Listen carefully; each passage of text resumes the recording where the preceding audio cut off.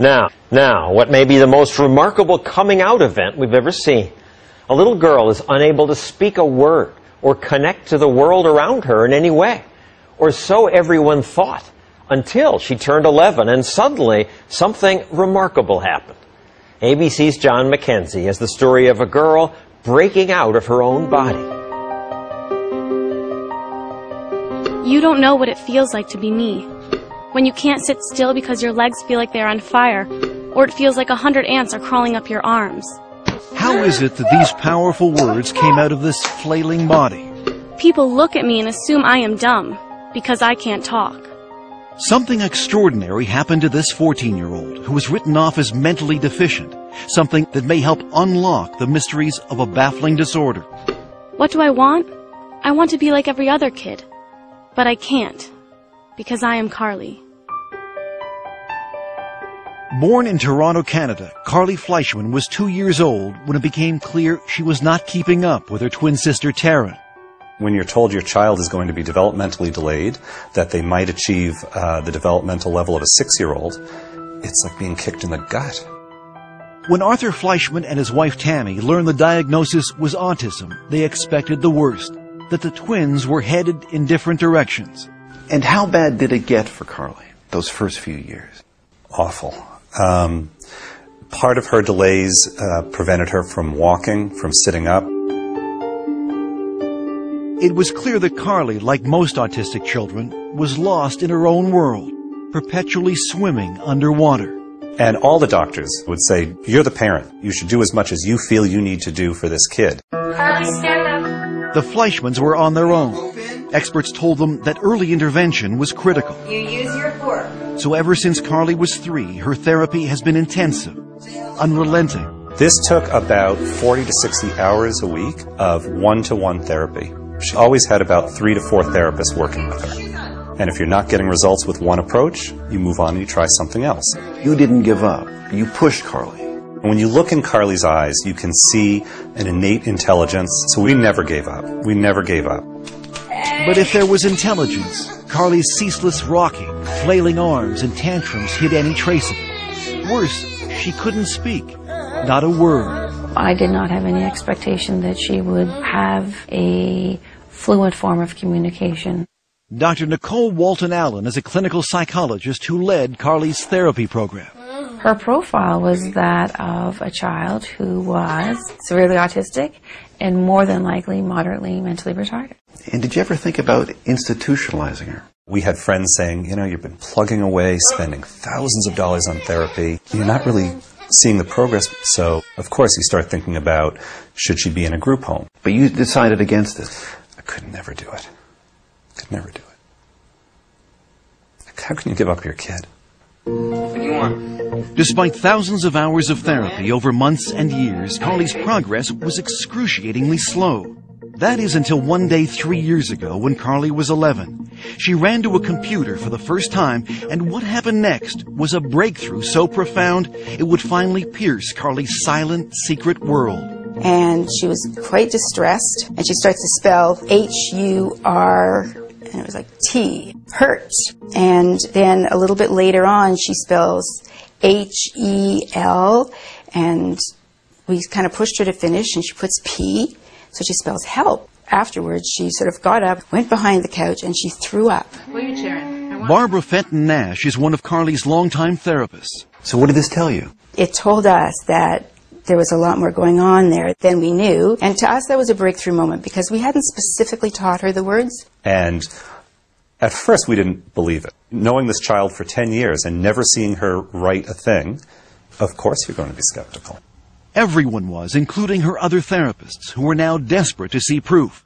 But Carly refused to type, exhibiting the same hysterical behavior that led experts to label her as mentally retarded. She would strip off her clothes. She would go into the bathroom and she would engage in fecal smearing. So the typing was great, but no one could see it. There, show me. What was needed was some tough love. If Carly wanted something, she would have to type for it. First type, and then you get. Let's go.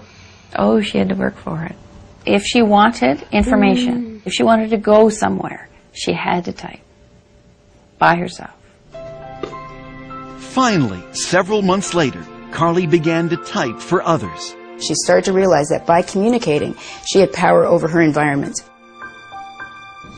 And what came through her finger, typing one letter at a time, with fluency no one could believe, was astonishing.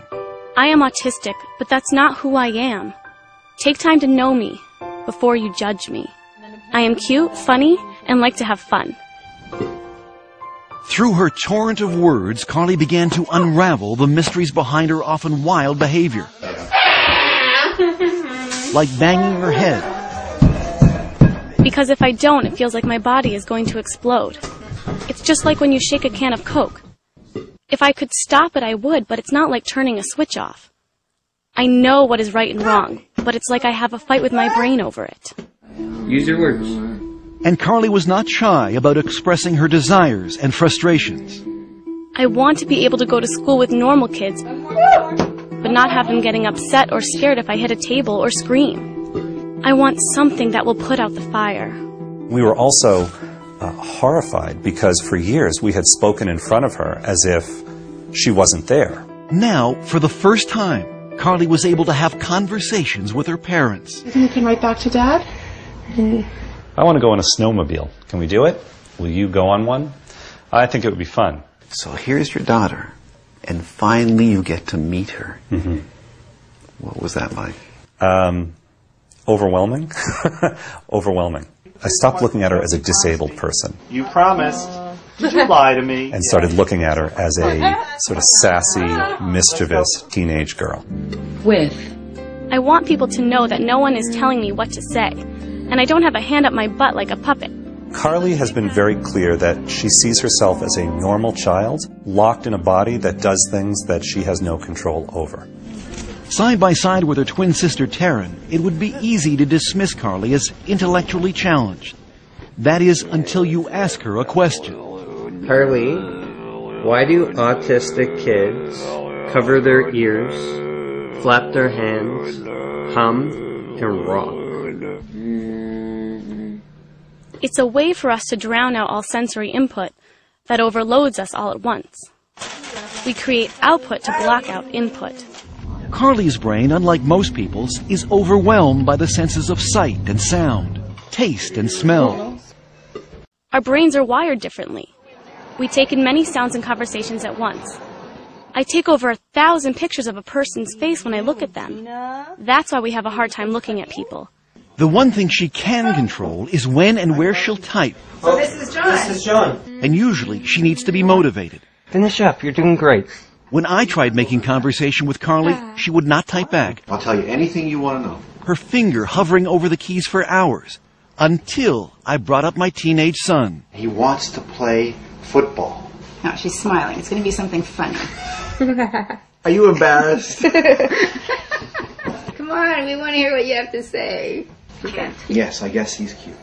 2 years that we've been communicating, and every time she writes something, there's a little bit of that sense of awe. The room resembled a ship's cabin. Its walls Dear Dad, I love when you read to me, and I love that you believe in me. I know I'm not the easiest kid in the world. Give me a kiss. However, you are always there for me, holding my hand and picking me up. I love you. I'll go through many sleepless nights to hear that. I'll spend every penny we have to hear that.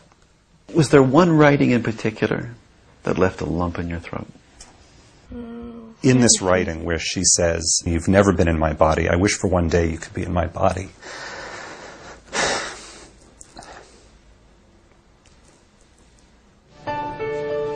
A year after we first met Carly, she is happier, calmer, more independent. Come on, let's get this in the pan. She's even writing a novel. I think that humankind is just oblivious to things that have been around for many years. She also has her own internet blog and twitters regularly, answering questions from people all over North America. I think Carly knows that she now has a voice that can help other kids. Now she looks at herself as someone who can make a mark on the world. And that's got to be life-changing. What do you hope for Carly now? I want her to be happy. I want her to have dreams and goals and accomplish those goals in spite of her challenges. I think the only thing I can say is don't give up. Your inner voice will find its way out. Mine did.